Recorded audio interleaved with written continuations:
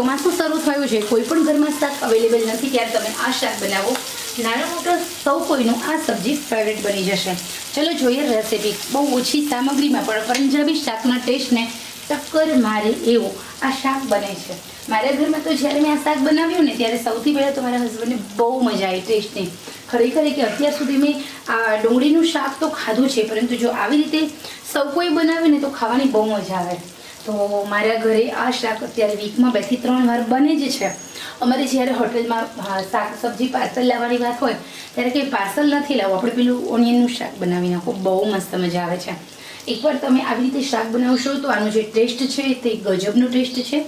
કદાચ 200, 250 ને 300 રૂપિયાવાળું જે પંજાબી શાક હોય છે એના ટેસ્ટ કરતાં પણ વધારે સારું આ શાક બને છે. તો ચલો જોઈએ રેસીપી. ચોમાસું શરૂ થઈ ગયું છે અને તમારા ઘરમાં કોઈ જ શાક નથી અવેલેબલ ત્યારે તમને એમ થાય કે ખરેખર શાક વગર પણ કયું શાક બનાવું, તો ઘરમાં રહેલી વસ્તુમાંથી આજે આપણે સરસ મજાનું ટેસ્ટી એવું મજેદાર શાક બનાવીશું. તો આ શાક બનાવવા માટે સૌથી પહેલાં અહીંયા આપણે 2 વ્યક્તિ ખાય એટલું આપણે શાક બનાવીશું. તો આ શાક બનાવવા માટે થોડું આપણે તેલ વધારે જોશે, કારણ કે આ શાક પાણી વગર બનશે, એકલા તેલમાં ચડતું હોવાથી. અને ખરેખર આ શાક એટલું ટેસ્ટી બને છે કે ચોમાસામાં પણ તમને એમ થશે કે વાવ તૃપ્તિબેન, આ શાકની રેસીપી બહુ ડિલિશિયસ છે. સબ્જી તમારા બધાના ઘરમાં અવેલેબલ હશે જ, કોઈ પણ લીલા શાક વગર તમે આ શાક આરામથી બનાવી શકો છો. હવે આપણે તેલ ગરમ થાય એટલે આપણે સબ્જીનો વઘાર કરીશું. સ્ટેપ બાય સ્ટેપ ફોલો કરી કઈ કઈ વસ્તુની જરૂર પડશે એ પણ આપણે જોઈશું અને બનાવીશું એકદમ સરસ મજાની ટેસ્ટી ડિલિશિયસ એવી સબ્જી.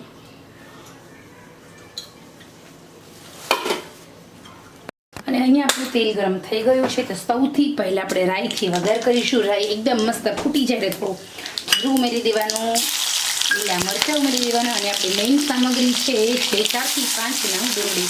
ડુંગળીને આપણે ઊભી પટ્ટીમાં સમારવાની છે. હવે અહીંયા આપણે અત્યારે આ ડુંગળીની અંદર આપણે કોઈ જ મસાલા કરવાના નથી. ક્યારે મસાલા કરવાના છે એ પણ તમને જણાવીશ. સબ્જી વઘારવાની રીત થોડી અલગ છે. અહીંયા આપણી જે ઓનિયન છે કે આપણે જે ડુંગળી લીધી છે એની બધી જ પેસ્ટ છૂટી પડી જાય ત્યાં સુધી આપણે આમાં સાંતળવાની છે. તેલ થોડું એટલા માટે વધારે લેવાનું છે કારણ કે આ શાક છે એની અંદર બિલકુલ પાણી ઉમેરવાનું નથી.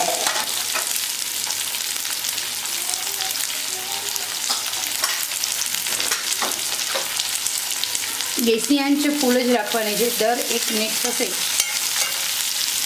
એટલે આપણે આ શાકને થોડું હલાવતા જવાનું છે. આપણી ડુંગળી છે ને એ બળીને બ્રાઉન ન થઈ જવી જોઈએ, પિંક જ રહેવી જોઈએ. પહેલી વાત એ આપણે ફરી હલાવી લઈશું.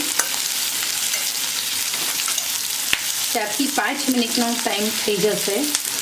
જો ડુંગળી કાચી રહેશે તો ડુંગળીની વાસ આવશે અને એના ટેસ્ટમાં મજા નહીં આવે. અહીંયા આપણી બધી જ ઓનિયન છે એ છૂટી પડી રહી છે, તમે જોઈ શકો છો. આ બધી જ ઓનિયન એકદમ મસ્ત ટ્રાન્સપરન્ટ ન થઈ જાય ત્યાં સુધી આપણે ટામેટાં ઉમેરવાના નથી. હજી આપણે મસાલા તો કોઈ કરવાના જ નથી, બધા મસાલા પાછળથી. જો તમે આ શાકમાં પહેલેથી મસાલા કરશો તો બધા મસાલા તળિયે ચોટી જશે અને જેના કારણે ઓછા મસાલામાં આપણી આ સબ્જી વધારે ટેસ્ટી નહીં બને, સબ્જી લાગશે ફીકી. તો સૌથી પહેલાં જ્યારે તમે ભીંડાનું શાક બનાવો છો, કોઈ લીલા શાક બનાવો છો જે કે જેમાં પાણીની બદલે તેલમાં જ ચડવા દેવાના હોય છે, તો એવા શાકમાં મસાલા હંમેશા પાછળથી કરવાના હોય છે.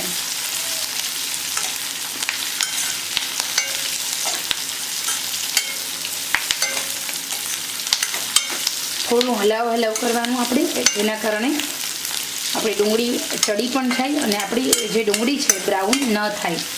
તો અહીંયા આપણે 5 થી 6 મોટા મોટા કાંદા એટલે ડુંગળી હતી તો એમાં મેં તેલ લીધું છે માત્ર 2.5 ચમચી.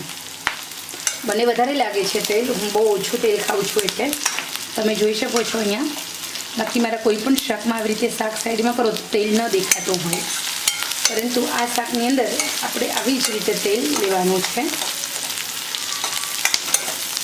80% સુધી આપણે આમ જ ઓનિયનને ચડવા દેવાની છે.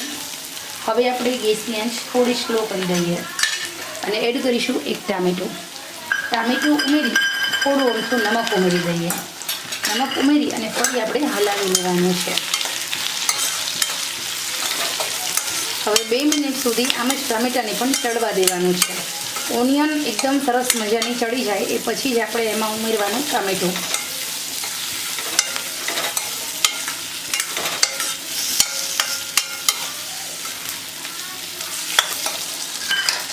ટામેટું એકદમ મસ્ત ચડી જવું જોઈએ, ટામેટું બિલકુલ કાચું રહેવું જોઈએ નહીં. તો હવે અહીંયા આપણે ફરી હલાવીશું. ગેસની આંચ મેં થોડી ફૂલ કરી છે, 1 મિનિટ સુધી સ્લો રાખેલી.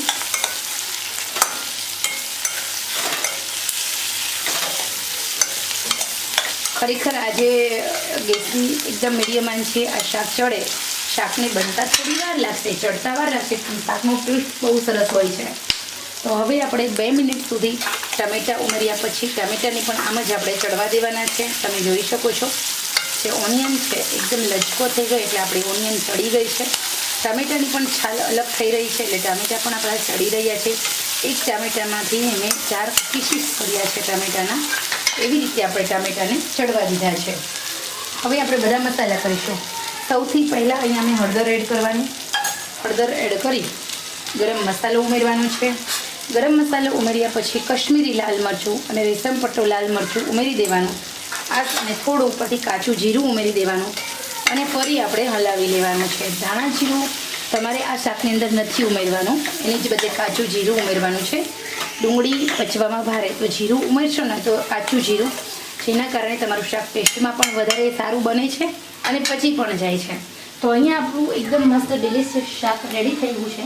પરંતુ હજી આપણે એક વસ્તુ ઉમેરવાની છે, જે ઉમેરવાથી આપણો પ્રોપર આ સબ્જીનો ટેસ્ટ બહુ સારો આવે છે. તો એ જે વસ્તુ છે એ ઘરમાં રહેલી એકદમ તાજી અને ફ્રેશ મલાઈ 1 ચમચી. આ મલાઈ ઉમેરવાથી આ શાકનો ટેસ્ટ એકદમ સરસ થઈ જાય છે.